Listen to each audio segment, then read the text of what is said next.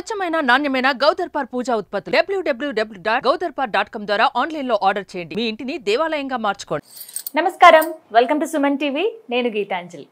August 26వ తారీఖున కృష్ణాష్టమి. అయితే ఈ పండుగను ఏ విధంగా జరుపుకోవాలి, ఆ చిన్ని కృష్ణయ్యకు ఎటువంటి నైవేద్యాలు సమర్పించాలి, అసలు ఎలా పూజ చేయాలి, 26న లేక 27న మనం కృష్ణాష్టమి జరుపుకోవాలా, ఇలా ఎన్నో సందేహాలు ఉన్నాయి కదా. వీటిని నివృత్తి చేసేందుకు ప్రస్తుతం మనతో పాటు ఉన్నారు ప్రముఖ జ్యోతిష్యులు బ్రహ్మశ్రీ నందిబట్ల శ్రీహరి శర్మ గురువు గారు. వారితో మాట్లాడి మరిన్ని విషయాలు తెలుసుకుందాం. గురుగారు నమస్కారం అండి. వాగర్థ వివ సంపృక్తౌ వాగర్థ ప్రతిపత్తయే జగతః పితరౌ వందే పార్వతీ పరమేశ్వరౌ. సదాశివసమారంభాం శంకరాచార్య మధ్యమాం అస్మదాచార్య పర్యంతం వందే గురు పరంపరాం. ఆదిత్యాయ చ సోమాయ మంగళాయ బుధాయ చ గురుశుక్ర శనిభ్యశ్చ రాహవే కేతవే నమః. శృంగేరి జగద్గురు పీఠాధిపతులకి కంచి పీఠాధిపతులకి నమస్కారములు తెలియజేసుకుంటూ కార్యక్రమాన్ని ప్రారంభిద్దాం. గురువుగారు, ఆగస్టు 26వ తారీఖున కృష్ణాష్టమి అని మేము క్యాలెండర్లో చూస్తున్నాం. కానీ కొంతమంది అంటున్నారు 27న జరుపుకోవాలి పండగ అంటున్నారు. ముందుగా ఈ సందిగ్ధతను నివృత్తి చేయండి. ఎందుకనంటే ఏ రోజున జరుపుకోవాలో ఒక క్లారిటీ వచ్చేస్తే ఆ రోజున పండగ జరుపుకుంటాము. 26న లేక 27న కృష్ణాష్టమి? కృష్ణాష్టమి అంటే కృష్ణుడు జన్మించినటువంటి రోజమ్మ. అయితే మనకు గమనించుకున్నట్లయితే పీఠ సాంప్రదాయం ప్రకారం కనుక చూసుకున్నట్లయితే వారు మనకు ఏం చెప్తారనంటే మనిషి యొక్క పుట్టుక మరణము అనేటువంటివి ఉంటాయి ప్రతి వ్యక్తికి కూడా. అయితే పుట్టినరోజు నాడు అనేటువంటిది దేన్ని ప్రామాణికంగా తీసుకోమని చెప్తారు అంటే నక్షత్రాన్ని ప్రామాణికంగా తీసుకొని నక్షత్రం ఉన్నటువంటి రోజున, అంటే ఏ నెలలో పుట్టాం, భాద్రపద మాసమా లేదా ఆషాఢ మాసమా కార్తీక మాసమా, ఏ నెలలో పుట్టామో ఆ రోజున మనం ఏ నక్షత్రంలో పుట్టామో ఆ మాసములో ఆ నక్షత్రం వచ్చిన రోజున పుట్టినరోజు జరుపుకోమనేది ఒక శాస్త్ర ప్రమాణము. అలాగే మరణించిన తర్వాత మరణం ఏ తిథి అవుతుందో అది వర్ధంతిగా జరుపుకుంటారు. కానీ మనకేంటంటే మనకు తిథి ప్రోక్తమైనటువంటి గణాంకములుగా ఉన్నటువంటి ఆచారం ఉన్నది కాబట్టి మనము ఏ జన్మించినటువంటి తిథి ఎప్పుడు ఉంటుందో అప్పుడు మనం పుట్టినరోజు జరుపుకునేటువంటి ఆచారంగా ఉంది. అయితే దీన్నే మనము కొన్ని సందర్భాల్లో మనం ఆపాదించుకున్నట్లయితే అంటే శాస్త్ర ప్రమాణాన్ని అనుసరించి మనం వెళ్ళాలి. శ్రీకృష్ణ భగవాన్ల వారు బహుళ అష్టమి తిథి రోజున రోహిణీ నక్షత్రము మధ్యరాత్రి జన్మించినటువంటిగా చెప్పబడి ఉంది. కాబట్టి ఈ యొక్క 26వ తారీఖు రోజున అష్టమి తిథి కలిసి వచ్చినది. రోహిణీ నక్షత్రము కూడా మనకు రాత్రిపూట వ్యాప్తమై ఉన్నది. 26న జరుపుకోవాలి. అయితే స్మార్త జన్మాష్టమి, వైష్ణవ జన్మాష్టమి అని రెండుగా విధాలుగా జరుపుకుంటుంటారు. ఉగాది పండుగ రోజు కావచ్చు, అలాగే ఈ యొక్క శ్రీకృష్ణ జన్మాష్టమి పండుగ రోజు కావచ్చు, శ్రీరామనవమి సందర్భంగా కావచ్చు, కొంత ఆచారాన్ని బట్టి తీసుకునేటువంటి ప్రామాణికాలను బట్టి తేడా వస్తుంటుంది. వీక్షించేటువంటి సుమన్ టీవీ ప్రేక్షకులు కూడా ఎప్పుడు మనకి గందరగోళమేనా అని చెప్పి చాలా మంది బాధపడుతుంటుంటారు. కొంతమంది కామెంట్స్ రూపంలో చూస్తుంటాం, మిగతా ఎవరికీ లేనటువంటి మన హిందూ ధర్మంలోనే ఎందుకు అని. అంటే మనకు అనేక సిద్ధాంతాలు ఉన్నాయమ్మా. ఆ సిద్ధాంతాల ప్రకారము ప్రామాణికం అంటే ఏ ప్రాంతం వాళ్ళు ఏ సిద్ధాంతాన్ని అనుసరిస్తారో వాళ్ళు ఆ ప్రామాణికాన్ని చూసుకోవాలి. ఇప్పుడు బారహస్పత్యమానం అనేటువంటిది ఉత్తరాది వాళ్ళు చూస్తారు, సౌరమానం అనేటువంటిది తమిళనాడు కేరళ వాళ్ళు చూసుకుంటారు, మహారాష్ట్ర కొన్ని ప్రాంతాలు. అలాగే చాంద్రమానం అనేటువంటిది మన కర్ణాటక, తెలుగు, ఆంధ్ర, తెలంగాణ ప్రాంతాలు చూసుకుంటారు. కాబట్టి ఏ ప్రాంతాన్ని అనుసరించి ఏ ప్రమాణాన్ని అనుసరిస్తున్నారో దానికి తగినటువంటి విధానంగా వచ్చేటువంటి పండుగలను జరుపుకుంటే ఏ ఇబ్బందులు ఉండవు. అందరినీ కూడా మనం ఆమోదించిన వాళ్ళం అవుతాం. అంటే పండుగలు రెండుగా వచ్చినంత మాత్రం కన్ఫ్యూజన్ ఏముందమ్మా, 2 రోజులు చేసుకోండి. అంటే 26న రాత్రి ముహూర్తం కాబట్టి 27న తెల్లారి జరుపుకోవాలి, లేకపోతే 26 ఉదయమే ఇంట్లో దీపారాధన చేసుకోవటం, 26వ తారీఖు రోజునే మనం చేసుకోవడము. రాత్రి వ్యాప్తముగా రోహిణీ నక్షత్రం ఉంది కాబట్టి రాత్రి వ్యాప్తముగా రోహిణీ నక్షత్రం అనేటువంటి సూర్యాస్తమయం కంటే ముందే రోహిణీ నక్షత్రం ప్రవేశిస్తుంది 26వ తారీఖు రోజున. కాబట్టి ఆ రోజున చక్కగా జరుపుకోవచ్చమ్మా. 26వ తారీఖు రోజున స్మార్త ఏకాదశి, 27వ తారీఖు రోజున స్మార్త అష్టమి, 27వ తారీఖు రోజున వైష్ణవ అష్టమిగా జరుపుకోవచ్చు, తప్పేమీ లేదు. ఇది ప్రామాణమే. కానీ వీక్షించేటువంటి సుమన్ టీవీ ప్రేక్షకులు కూడా శ్రీకృష్ణ జన్మాష్టమి అని అంటే ఏదో శ్రీకృష్ణుడి యొక్క జన్మదినంగా అనేటువంటిది కాకుండా దీనికి ఒక ప్రత్యేకమైనటువంటి విశిష్టత ఉందమ్మా. ఏంటంటే మనకున్నటువంటివి అహోరాత్రములు 4, అంటే రాత్రిపూట వ్యాప్తమై ఉన్నటువంటి పండుగలు జరుపుకునేటువంటివి 4. ఒకటి శివరాత్రి, రాత్రిపూటనే జరుపుకుంటాం. రెండు మదన పూర్ణిమ, పాల్గొన పూర్ణిమ అని అంటారు, అది. మూడవది ఈ యొక్క జన్మాష్టమి. నాలుగవది దీపావళి అమావాస్య. ఈ 4 రోజులలో 100 సూర్యగ్రహణములు కలిస్తే ఎంతటి పుణ్యఫలం ఉంటుందో ఈ ఒక్క రోజుల్లోనే రాత్రి సమయంలో అంతటి బలం ఉంటుంది. కాబట్టి ఉపాసనా పరులు ఈ 4 రోజుల కోసం ఎదురు చూస్తుంటారు. సంవత్సరం మొత్తంలో గ్రహణాలతో ఎలా అయితే ఎదురు చూస్తారు, ఎందుకంటే ఆ సమయంలో చేసినటువంటి పూజ 1000 రెట్ల ఫలితాన్ని ఇస్తుంది. అందుకని ఆ 4 రోజులు.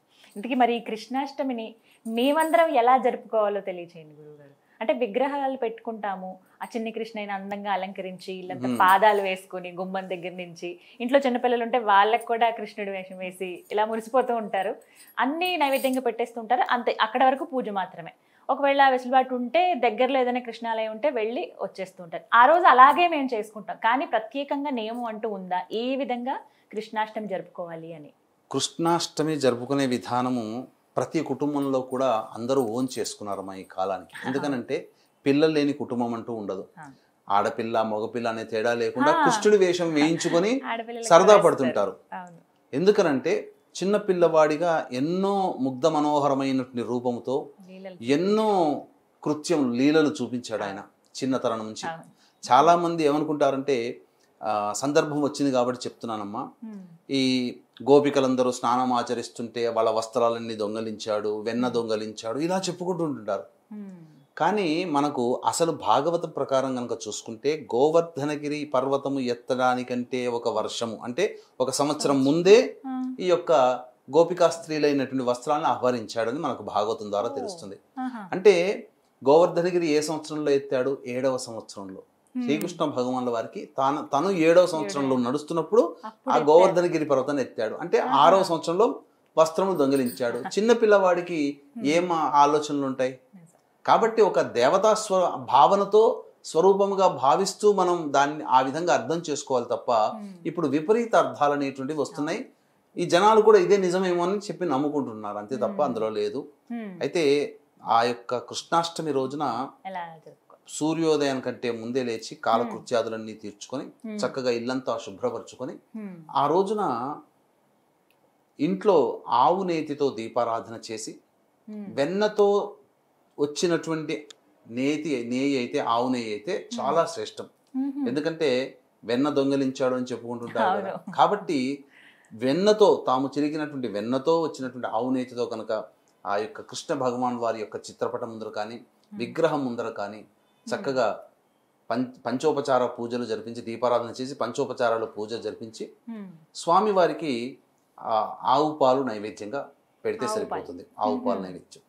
ఇక తర్వాత విష్ణు ఆలయ సంబంధం ఏదైనా కానీ, ఎందుకంటే విష్ణు స్వరూపమే కదమ్మా కృష్ణ భగవాన్ వారు. దగ్గరలో ఏదైనా కృష్ణుని యొక్క దేవాలయాలు ఉంటే గనక దేవాలయానికి చేరుకొని ఆ కృష్ణనామ జపం చేసుకుంటూ ఆ రోజు ఉండొచ్చు అమ్మా. దేవాలయం చేరుకుని స్వామివారిని దర్శనం చేసుకుని స్వామివారికి అర్చనాభిషేకాదులు జరిపించి ఉండవచ్చు. ఇక రావి చెట్టు దగ్గరికి ఖచ్చితంగా వెళ్ళాలమ్మా ఆ రోజున. ఎందుకనంటే అశ్వత్థ వృక్షం అనేటువంటిది నారాయణ స్వరూపం మనకు చెప్పబడినటువంటిది. అలాగే ఈ యొక్క అశ్వత్థ వృక్షము దగ్గర తూర్పు వైపున కూర్చొని విష్ణు అష్టోత్తరం 3 సార్లు పారాయణం చేయాలి. లేదా విష్ణు సహస్రనామం ఓపిక ఉంటే విష్ణు సహస్రనామం పారాయణం చేసిన తర్వాత అప్పుడు నారాయణాయ నమః అంటూ 27 ప్రదక్షిణలు చేసి ఆ యొక్క రావి చెట్టు దగ్గర ఆవు నేతితో పెట్టినటువంటి దీపారాధన చేసి వెనక్కి తిరిగి చూడకుండా ఇంటికి రావాలి. ఇక సాయంకాల సమయంలో ప్రధానంగా విష్ణువు యొక్క పాదముద్రలు ఇంట్లో వేయాలమ్మా.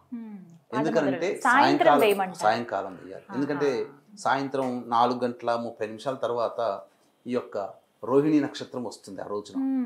కాబట్టి ఆ రోహిణి నక్షత్రం ప్రవేశం చేసిన తర్వాత విష్ణు భగవాన్ యొక్క అవతారం శ్రీకృష్ణ భగవాన్ వారు కాబట్టి ఆ శ్రీకృష్ణ చిన్ని కృష్ణుడు మన ఇంటికి వస్తున్నట్టుగా ఆ స్వామి వారికి, అంటే మన ఇల్లంతా కలియ తిరుగుతున్నట్టుగా పాదముద్రలు వేయచ్చు. వేసి పూజా మందిరం దాకా ఆ పాదముద్రలు ఉండాలి. ఉండిన తర్వాత అక్కడ ఆ స్వామి వారి విగ్రహానికి, అంటే ఈ రోజు కూడా తమ సొంత పిల్లల్ని ఎంత ప్రేమగా ఆదరిస్తారో ఆ యొక్క విగ్రహానికి కూడా అదే విధంగా ఉంటుందమ్మా.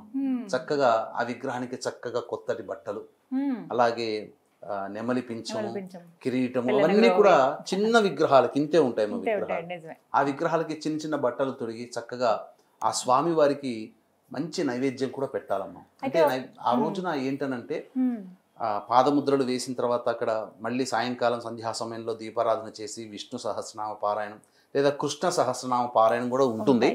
అది తీసుకున్న తర్వాత, చేసిన తర్వాత నైవేద్యముగా శొంఠి, మిరియాలు మరియు బెల్లము వీటిని కచాపిచిగా దంచితే ఒక లేహ్యం లాగా తయారవుతుంది.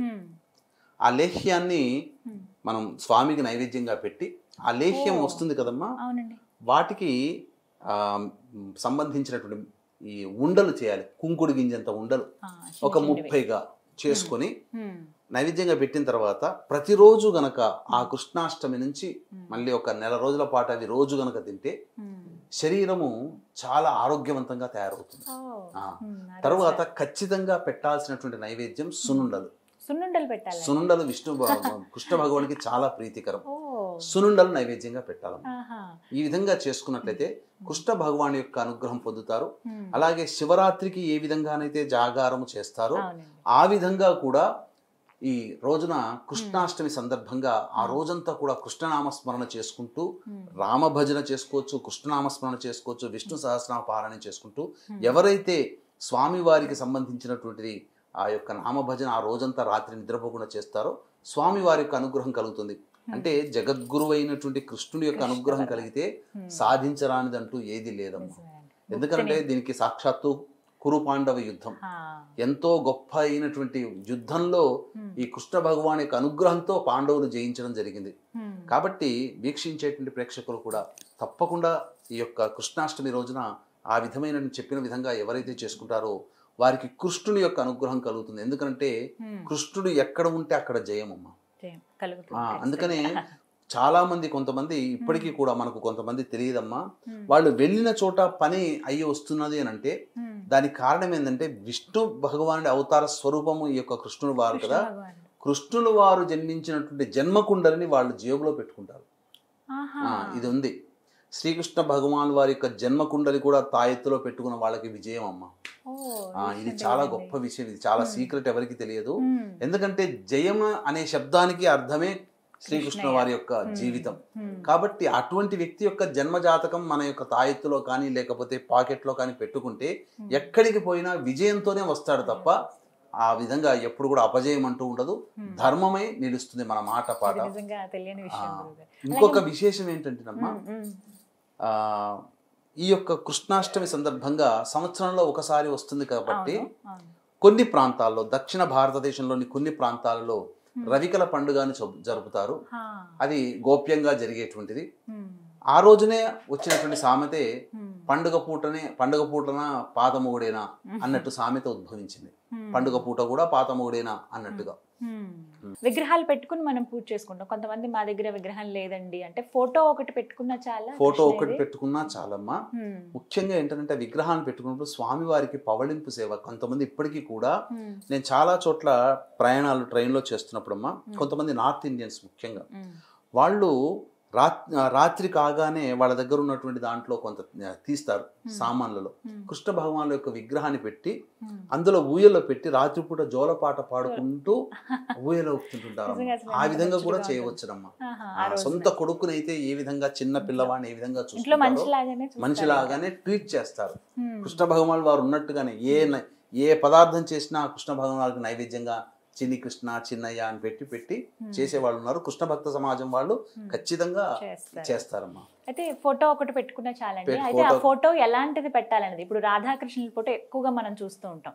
అదా లేకుంటే ఆవు వెనకాల ఉండి పిల్లని గ్రోవి వాయిస్తున్నట్లుగా కృష్ణ భగవానుడు ఉన్న ఫోటోస్ ఉంటాయి, అలాంటివి పెట్టొచ్చా? రాధాకృష్ణుల యొక్క ఫోటో గనక పెట్టుకున్న వాళ్ళకి ఏంటంటేనమ్మా, వారికి కుటుంబంలో దాంపత్య సమస్యలు ఎవరైతే ఉంటారో ప్రేమ ఆప్యాయతలతో మెలుగుతుంటుంటారు. ఎందుకనంటే రాధా అమ్మవారిది మాయాస్వరూపం. అంటి పెట్టుకున్నంత మాత్రాన అతను మనకు చెప్పేటువంటి తత్వం ఏంటంటే ప్రేమతత్వంతో ఉండండి అని చెప్తుంటారు. కాబట్టి ప్రేమతత్వం అనేది అలవాటు పడుతుంది. అలాగే గోపికా కృష్ణుడు పిల్లన గ్రోవు వాయిస్తున్నట్టుగా గనక ఉన్నట్లయితే అది చాలా చక్కటి విజయం కలిగిస్తుందమ్మా. కానీ కొంతమంది కుటుంబాలలో యుద్ధం చేస్తున్న సందర్భంలో కృష్ణుడు ఉగ్రరూపంగా కనిపిస్తూ ఉంటుంటాడు. అవి పెట్టుకోకూడదమ్మా, ఇంట్లో అసలు అసలు పెట్టుకోకూడదు, అట్లాంటి పెట్టుకోకూడదు. భీష్ముని వధించేటువంటి సందర్భంలో చక్రాన్ని, బండి చక్రాన్ని కూడా ఇట్లా ఎత్తుతున్నటువంటివిగా పెడతారు. ఏంటంటే అదేదో ఫ్యాంటసీ కోసం పెట్టుకుంటారు, అది కాదమ్మా. అయితే గీత బోధిస్తున్నట్లుగా అర్జునుడికి ఉంటాయండి కొన్ని ఫోటోలు కానీ, కొన్ని గోడకే అలా వాళ్ళు ఆర్కిటెక్చర్ అలా చేయించుకుంటారు. అవి చేసుకోవచ్చు, ఎందుకంటే సాక్షాత్తు పరమాత్మ స్వరూపం, విశ్వస్వరూపాన్ని సూచించేది కాబట్టి, ధర్మాన్ని బోధిస్తున్నటువంటిది కాబట్టి, ఎవరి కుటుంబంలోనైతే ధర్మబద్ధంగా ఉండాలనుకుంటారో అటువంటి ఫోటో పెట్టుకోవచ్చు.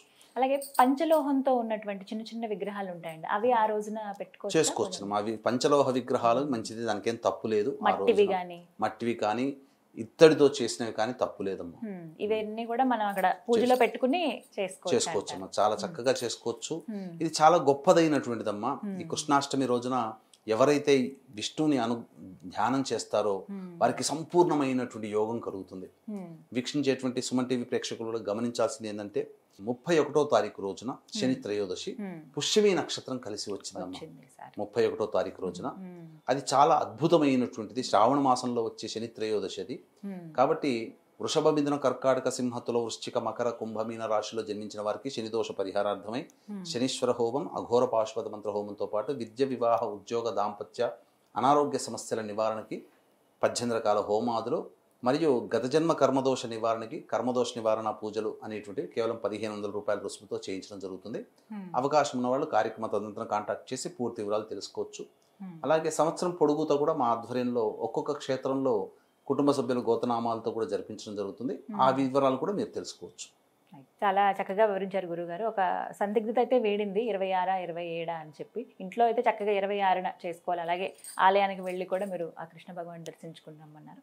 అలాగే ఒక మంచి పరిహారం కూడా ఆరోగ్యపరంగా చెప్పారు. అలాగే జ్ఞానాన్ని, ముక్తిని ప్రసాదించి ఆ కృష్ణయ్యని ఎలా వేడుకోవాలో కూడా తెలియజేశారండి. ధన్యవాదాలు. సర్వం శ్రీ ఉమామహేశ్వర పరబ్రహ్మార్పణమస్తు.